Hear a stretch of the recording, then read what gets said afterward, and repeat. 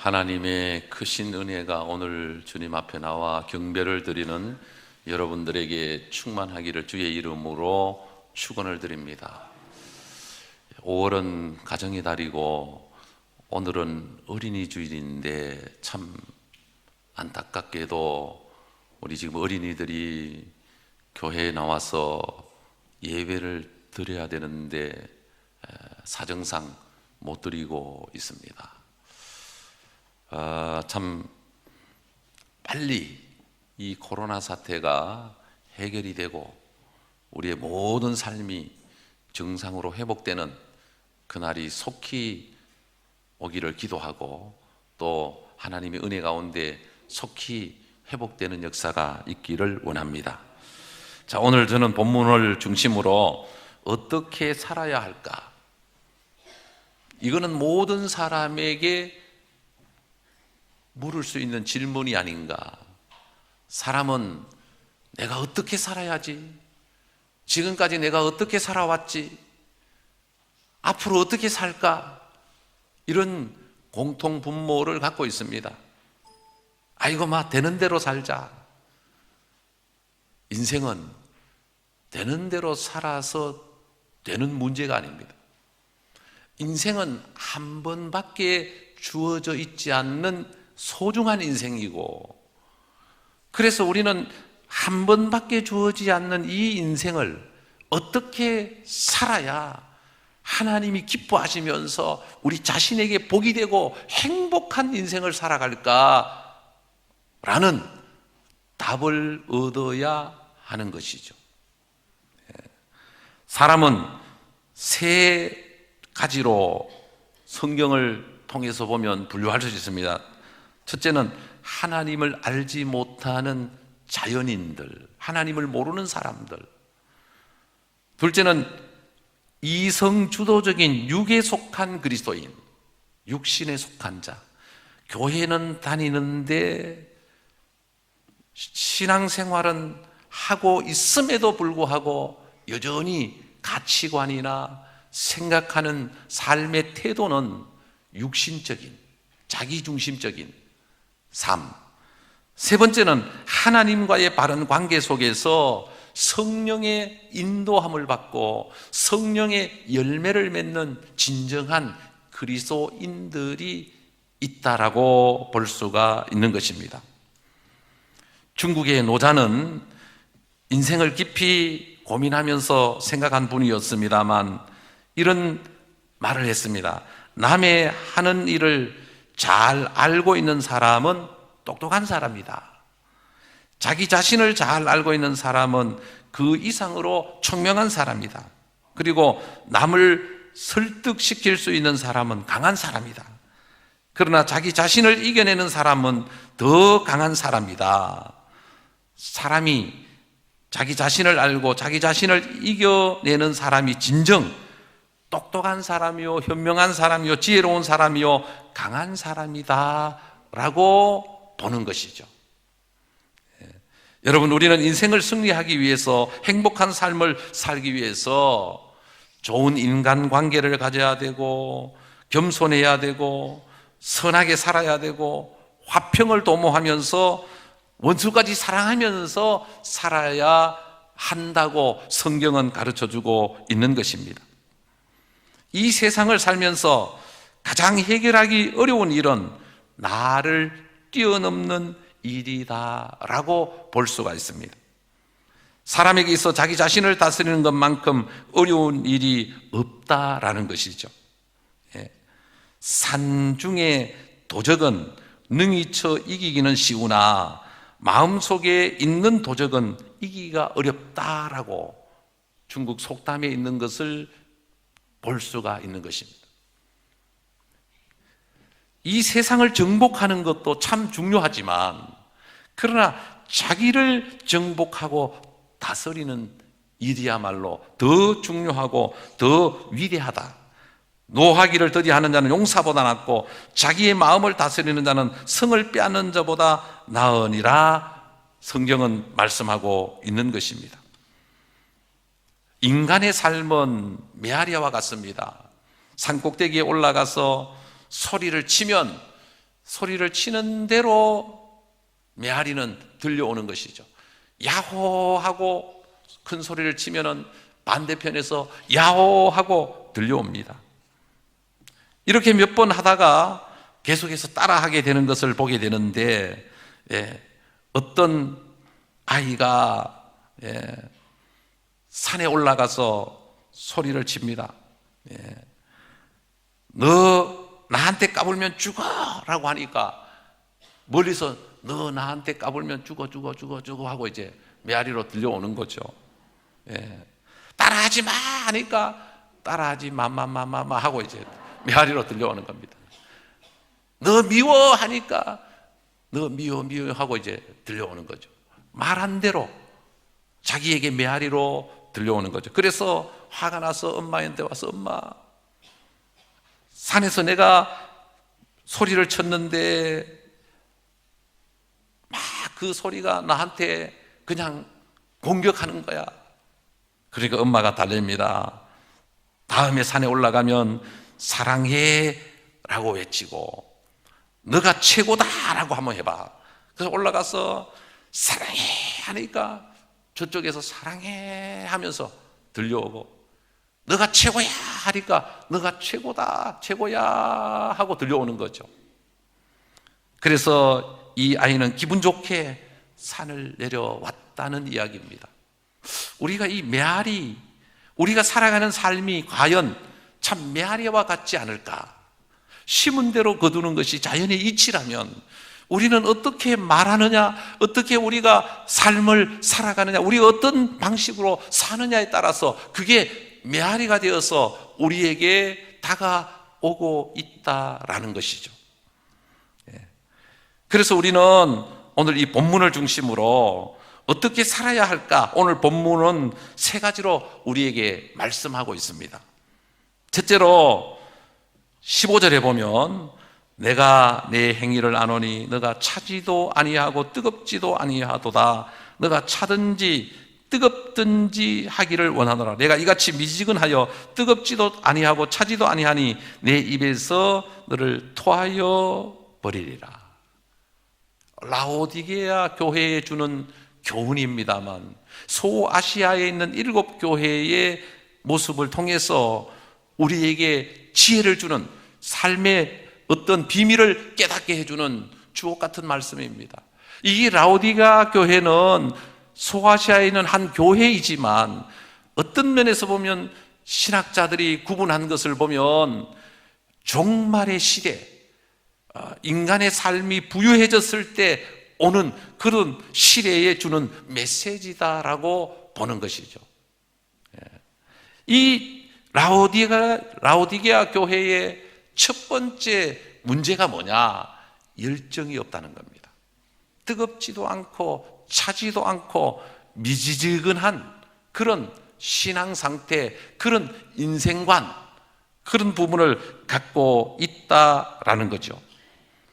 사랑하는 성도 여러분, 우리가 진짜 행복한 인생을 살려면 열정을 가지고 최선을 다하는 삶을 살아갈 때 그 인생이 행복해지는 것입니다.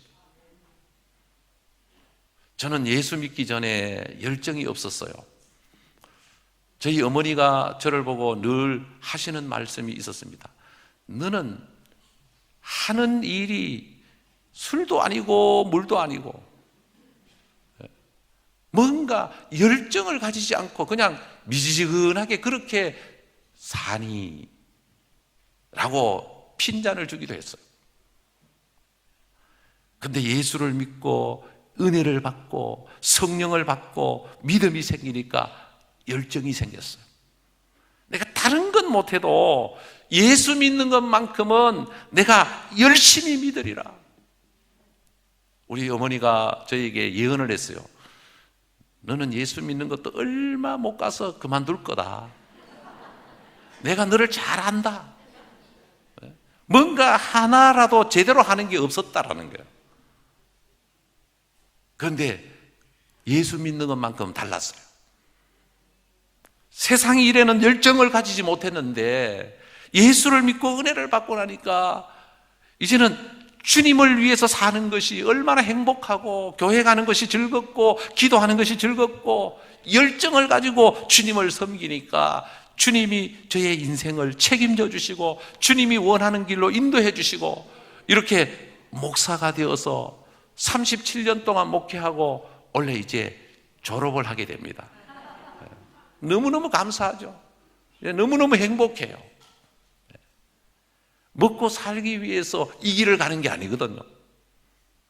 하나님이 주신 은혜로 말미암아 하나님이 주신 열정을 가지고 하나님이 주신 사명을 따라 살아가는 거죠. 그래서 열정, 주님이 주신 사명을 붙들고 열정을 가지고 살면 그 인생은 누가 뭐라고 해도 행복한 인생입니다.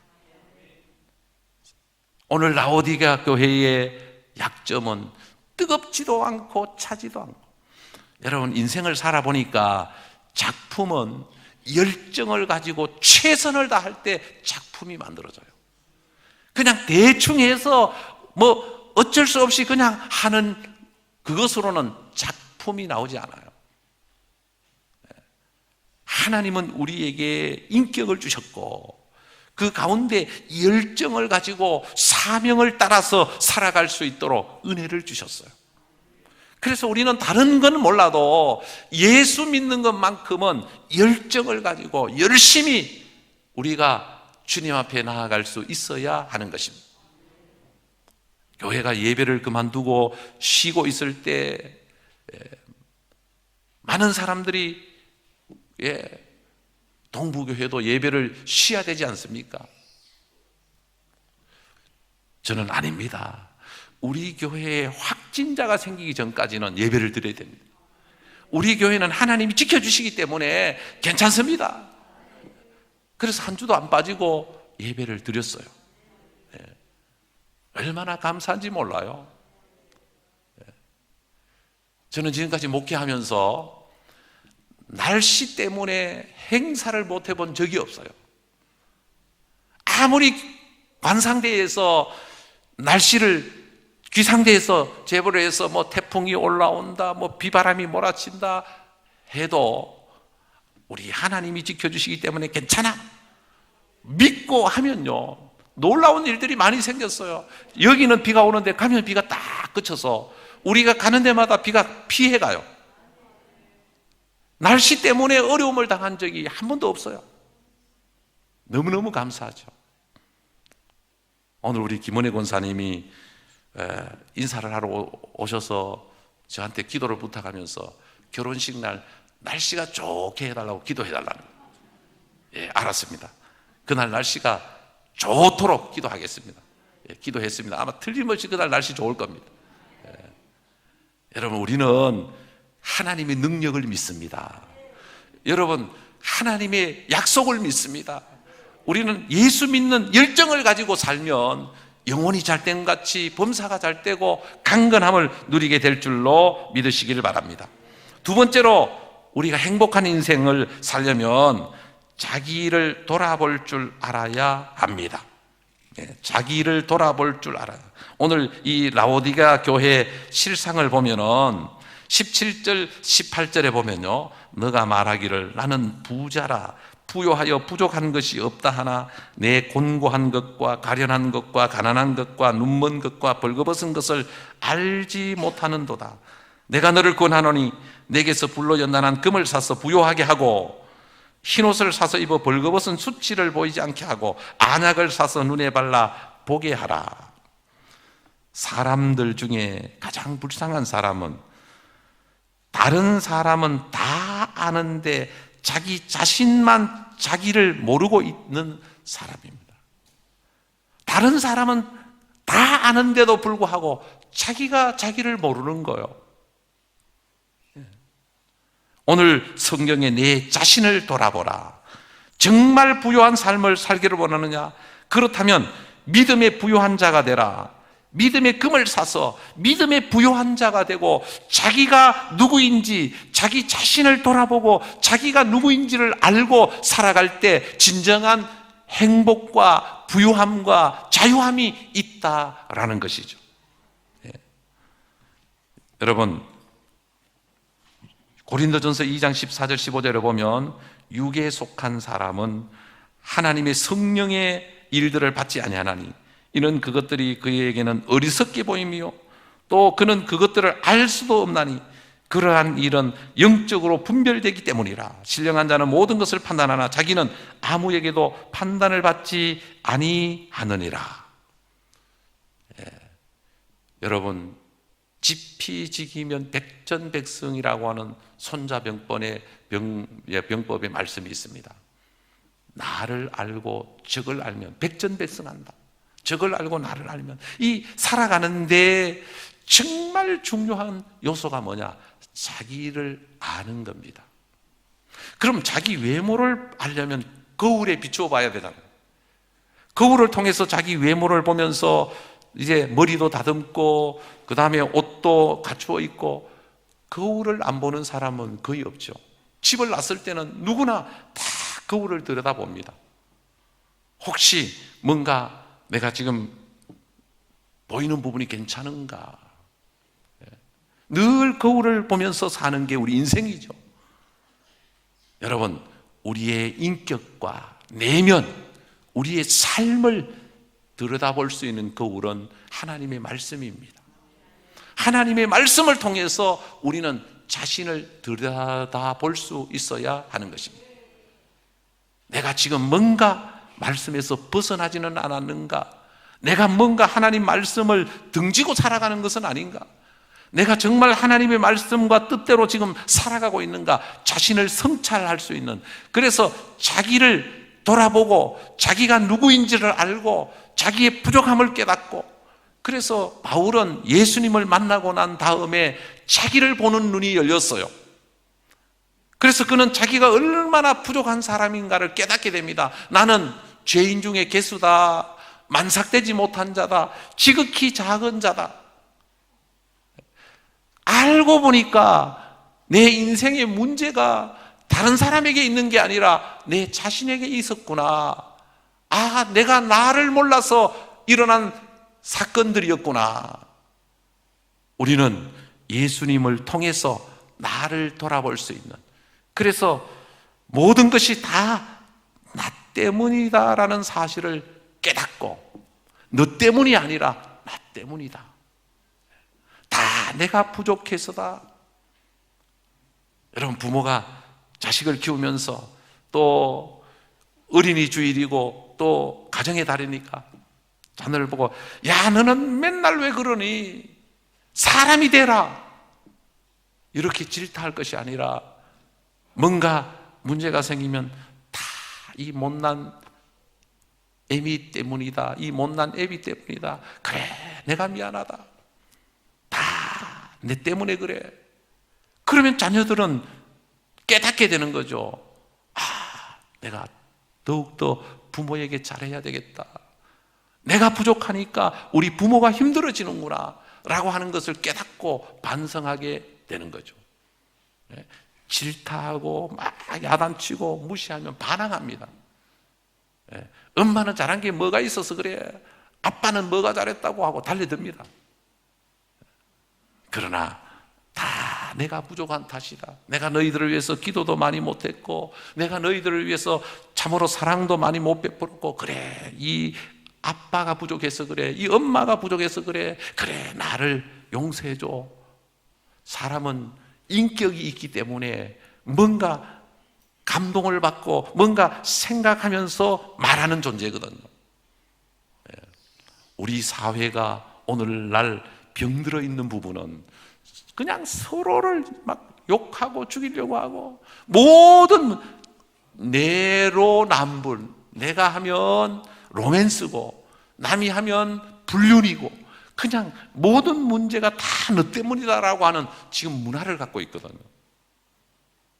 이럴 때 우리 기독교는, 이럴 때 예수 믿는 우리는 아니다, 내 때문이다. 오늘 이 사회의 문제는 다 교회가 잘못해서다. 오늘날 우리 시대의 문제는 다 우리들의 책임이다. 이런 마인드를 갖고 살 때 행복한 줄로 믿으시길 바랍니다. 세 번째, 우리가 행복하려면 20절 말씀입니다. 볼지어다 내가 문 밖에 서서 두드리노니 누구든지 내 음성을 듣고 문을 열면 내가 그에게로 들어가 그와 더불어 먹고 그는 나와 더불어 먹으리라. 주님과 함께하는 삶, 주님이 내 안에 거하시고 내가 주님 안에서 살아가는 삶이 행복한 축복된 승리하는 삶이다. 주님이 문 밖에서 우리의 마음의 문을 끊임없이 두드리고 있다. 이 예수님이 문 밖에서 이 두드리는 성화의 그림을 보면 문을 열 수 있는 열쇠는 밖에 없고 안에 있어요.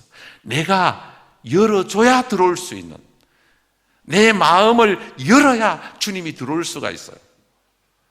그러니까 우리는 주님 앞에 늘 마음을 열고 주님을 영접할 수 있는, 주님이 내 안에 오셔서 나와 더불어 먹고 마시며 내 인생이 아니라 주님이 내 안에 오셔서 주님의 역사를, 주님의 뜻을 내 인생을 통해서 이루어가는 삶이 되어야 우리는 진정 행복한 인생을 살아갈 수가 있다라는 것이죠. 오늘도 주님은 여러분들의 인생 가운데 찾아가셔서 여러분들의 인생을 주님이 원하는 인생으로 주님과 함께 엮어가고 주님과 함께 펼쳐가기를 원하십니다. 주님이 가장 섭섭하게 들으시는 말씀, 부모가 가장 서운하게 생각하는 말씀은 내 인생은 내 거니까 간섭하지 마세요. 내가 다 알아서 합니다. 죄를 가진 인간은 알아서 못합니다. 알아서 할 수가 없어요. 죄성이 있기 때문에. 하나님의 은혜로 되어지는 것이지 우리가 그만큼 성숙해져 있지 않습니다. 아빠 간섭하지 마세요. 엄마 간섭하지 마세요. 내 인생은 내가 책임집니다. 그 말에 속으면 안 됩니다.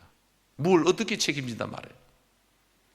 우리는 하나님의 은혜로 하나님의 인도함을 받고 하나님이 우리를 책임져 주실 때 우리 인생은 건강하고 행복한 겁니다.